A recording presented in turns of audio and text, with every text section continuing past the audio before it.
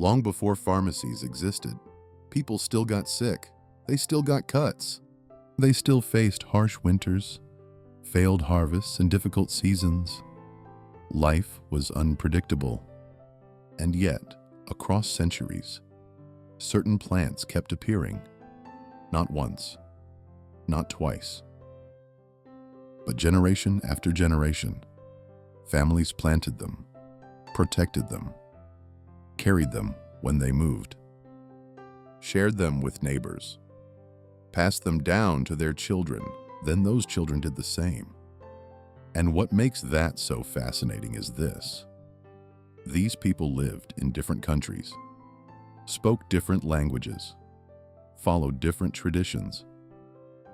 Yet somehow, many of the same herbs kept showing up, again and again and again.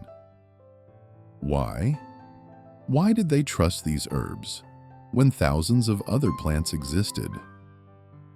What made these plants so important that families continued growing them long after fashions changed, governments changed, and entire civilizations disappeared? Because plants don't earn that kind of trust by accident. Today, most people think of herbs as flavor, something sprinkled over food, something growing in a small corner of the garden. Useful, pleasant, but not particularly important. Yet for much of human history, these plants occupied valuable space, and valuable space was never wasted.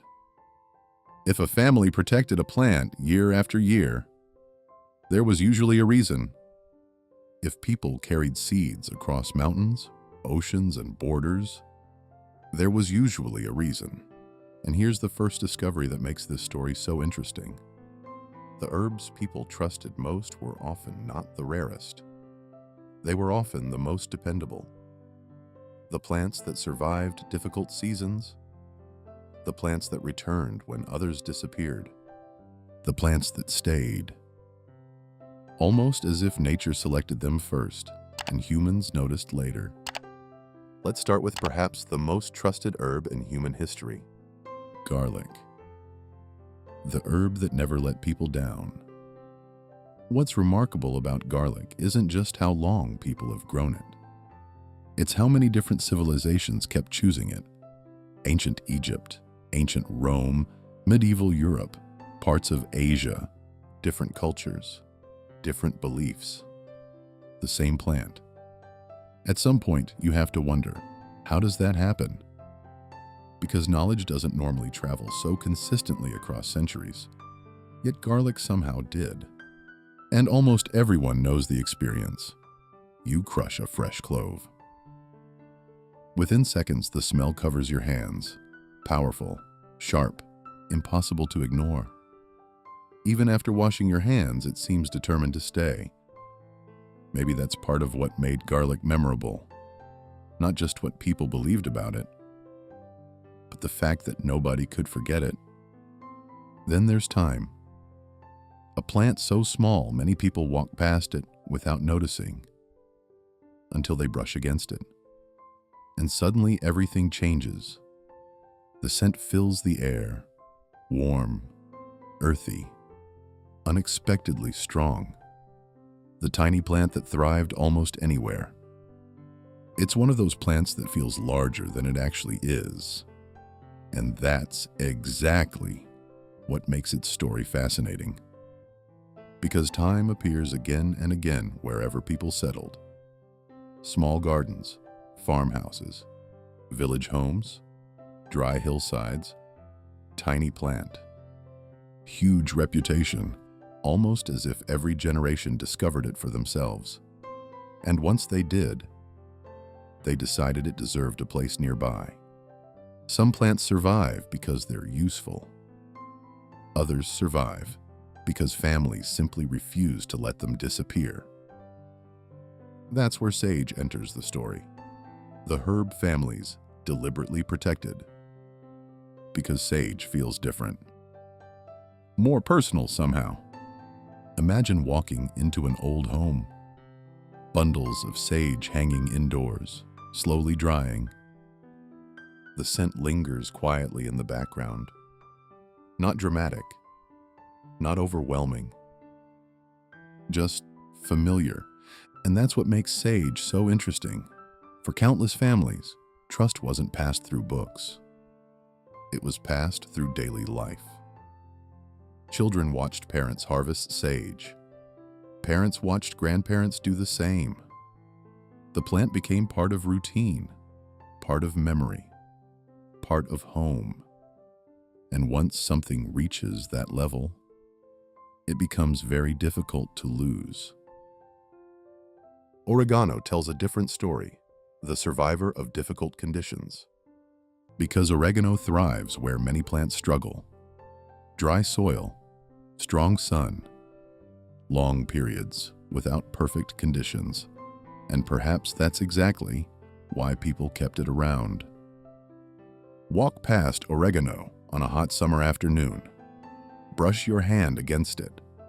The aroma arrives instantly, as if the plant was waiting for the opportunity.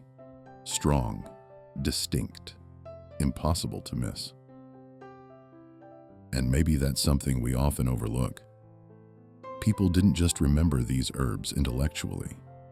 They remembered experiences, the scent, the harvest, the routines, the feeling of encountering them season after season. Knowledge often survives because it's attached to something memorable, and oregano is certainly memorable. And this leads to a discovery that becomes harder to ignore the deeper you look into history. Most herbs people once valued eventually faded away. Traditions changed, gardens changed, preferences changed. Yet certain herbs remained, again and again, across centuries, almost as if people weren't simply inheriting knowledge. They were rediscovering it. A family notices a plant, finds it reliable, keeps it close. Generations later, another family arrives at the same conclusion. Not because somebody told them to, because the plant kept giving them reasons to notice it.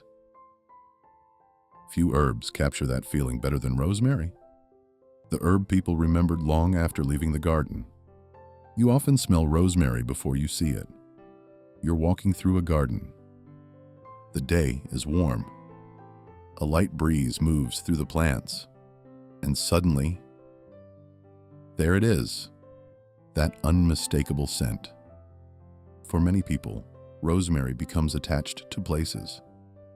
A grandparent's garden, a favorite pathway, a family gathering outdoors.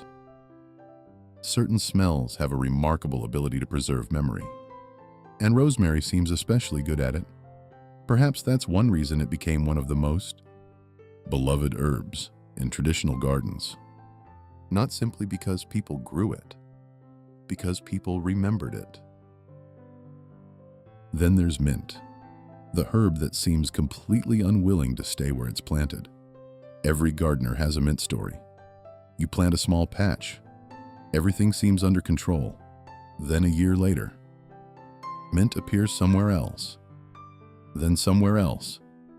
Then somewhere else. The plant that refused to disappear. Eventually, the garden starts feeling less like a place where you grow mint and more like a place where mint allows you to visit. And yet, this stubborn determination may explain part of its historical success, because mint behaves less like a delicate garden herb and more like a survivor. It spreads, persists, returns, refuses to disappear. Exactly the kind of qualities that tend to earn human attention over long periods of time. And finally, there's chamomile, a plant that feels surprisingly simple. Small flowers, modest appearance, easy to overlook. The simple flower that stayed in the family, yet chamomile appears repeatedly throughout traditional gardens. And when you imagine harvesting it, the scene feels strangely timeless. Hands gathering flowers one by one. a table covered with freshly picked blooms. The slow process of drying them indoors. Nothing complicated, nothing dramatic, just a simple ritual repeated countless times across generations. That's what makes chamomile so interesting. Its story isn't about rarity, it's about familiarity. The kind of plant people quietly continued growing because it had become part of life itself.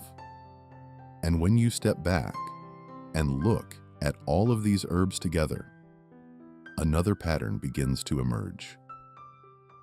And this is where the entire story starts to come together. The herbs people trusted most were rarely the most delicate. They were the survivors. The plants that tolerated drought, returned after harsh winters, grew in poor soil, survived neglect, and kept showing up year after year. In other words, people didn't trust these herbs because they were special. These herbs became special because they repeatedly proved they could be trusted. Across generations, across climates, across entire civilizations.